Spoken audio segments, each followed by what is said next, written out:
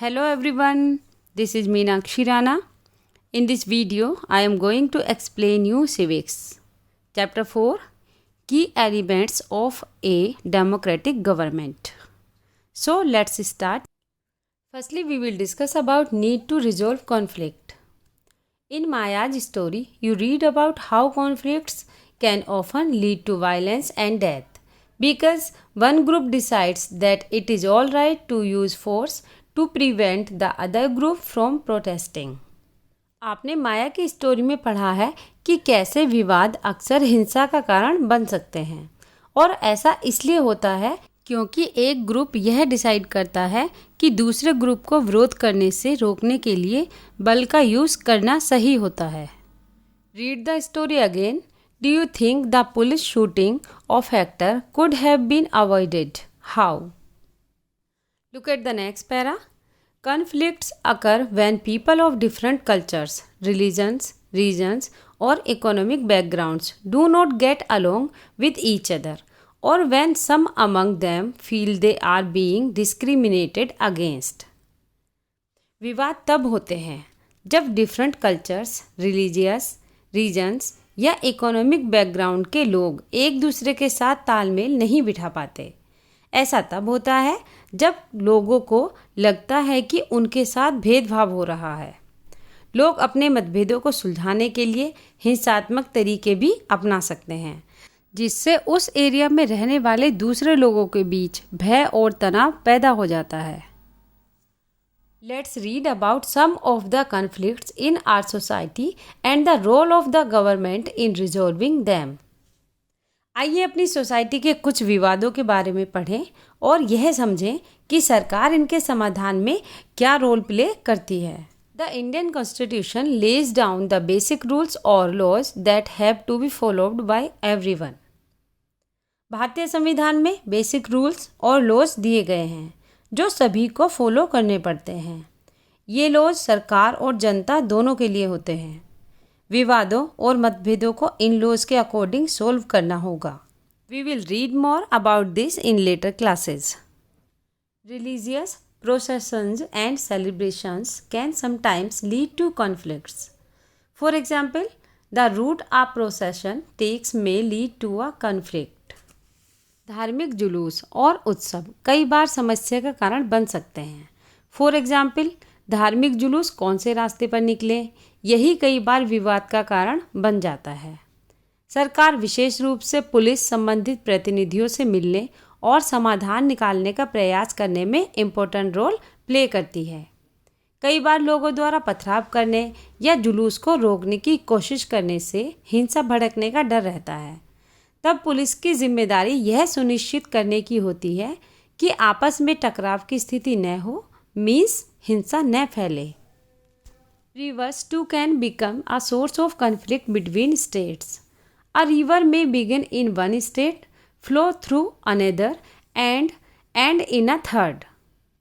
Rivers भी states के बीच विवाद की वजह बन सकती हैं. कुछ रिवर्स एक से अधिक स्टेट से होकर बहती हैं. जिन स्टेट से रिवर गुजरती हैं उनके बीच में नदी के पानी का बंटवारा भी विवाद का कारण बन जाता है. फॉर एग्जाम्पल, आपने कर्नाटक और तमिलनाडु के बीच कावेरी नदी के पानी को लेकर चल रहे विवाद के बारे में सुना होगा. कर्नाटक के कृष्णराजा सागर डैम में भरा हुआ पानी कई डिस्ट्रिक्ट में सिंचाई के काम आता है. इस पानी से बेंगलुरु की ज़रूरतें भी पूरी होती हैं और तमिलनाडु के मेट्टूर डैम में भरे हुए इसी नदी के पानी से स्टेट के डेल्टा क्षेत्र में खेती की जाती है. A conflict arises because both dams are on the same river. The downstream dam in Tamil Nadu can only be filled up if water is released from the upstream one located in Karnataka. विवाद इसलिए होता है क्योंकि दोनों dam एक ही river पर बने हुए हैं, कृष्णराजा सागर डैम और मेट्टूर डैम. कर्नाटक का कृष्णराजा सागर डैम कावेरी रिवर के ऊपरी छोर पर बना हुआ है और तमिलनाडु का मेट्टूर डैम रिवर के निचले छोर पर बना हुआ है. मेट्टूर डैम में पानी तभी भरा जा सकता है जब कृष्णराजा सागर डैम से पानी छोड़ा जाए. दोनों स्टेट्स को अपने लोगों की नीड के लिए भरपूर पानी चाहिए, जो कि नहीं मिल पाता है। इसी वजह से विवाद उत्पन्न होता है। तब सेंट्रल गवर्नमेंट को एक्शन लेना पड़ता है ताकि दोनों स्टेट्स के लिए पानी का सही बंटवारा हो पाए। Look at this picture. Quite flows the Kaveri despite being at the center of heated conflict between two states for the last 30 years. Last 30 years से दो राज्यों के बीच विवाद का मुद्दा रहने के बावजूद कावेरी रिवर शांत भाव से बहती रहती है। Now we will discuss about equality and justice. समानता और न्याय। One of the key ideas of a democratic government is its commitment to equality and justice. Equality and justice are inseparable. Democratic government के main ideas में से एक है उसका न्याय और समानता के प्रति वचनबद्ध होना। न्याय और समानता को एक दूसरे से अलग नहीं किया जा सकता। Discuss. In Maya's story did the government support the idea that people are equal. Maya की स्टोरी में सरकार ने क्या इस विचार को सपोर्ट किया था कि सभी लोग बराबर हैं? In doctor Ambedkar's story did the practice of untouchability support the idea that people are equal. Doctor Ambedkar की स्टोरी में अनटचेबिलिटी की प्रथा ने इस विचार का समर्थन किया कि लोग समान हैं या नहीं। The earlier practice of untouchability is now band by law. This group of people were denied education, transport or medical facilities and even the chance to offer prayers. छुआछूत की प्रथा पर अब कानून द्वारा रोक लगा दी गई है। लंबे समय तक दलित लोगों को एजुकेशन, ट्रांसपोर्ट और मेडिकल फैसिलिटीज से वंचित रखा गया। पहले ये हालात थे कि उन लोगों को मंदिरों में जाने की परमिशन भी नहीं थी। वो पूजा करने से वंचित रह जाते थे मंदिर में जाकर।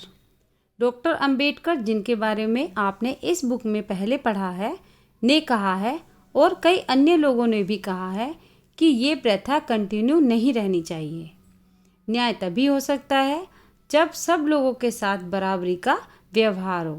The government also recognises this and makes special provisions for groups within society that are unequal. Government भी समानता और न्याय की ज़रूरत को पहचानती है और उन समूहों के लिए विशेष प्रावधान करती है जो समाज में अब भी इक्वल नहीं माने जा रहे। जैसे हमारे समाज में जनरल टेंडेंसी है कि लोग गर्ल्स की अपेक्षा बॉयज़ को ज़्यादा वैल्यू देते हैं और केयर करते हैं।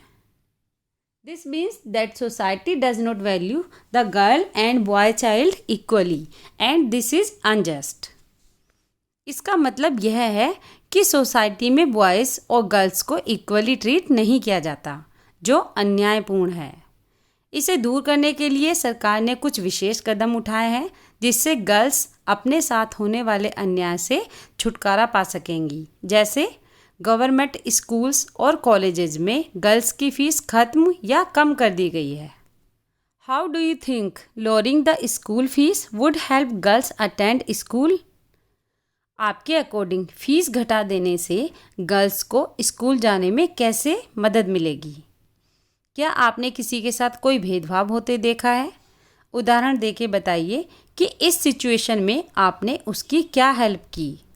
क्या अन्य लोग भी आपसे सहमत थे? जो लोग भेदभाव कर रहे थे उन्हें आपने कैसे समझाया? So students, that was all chapter. I hope you have understood very well. If you like this video, please subscribe to my channel and don't forget to press the like button. Thanks for watching. Have a good day.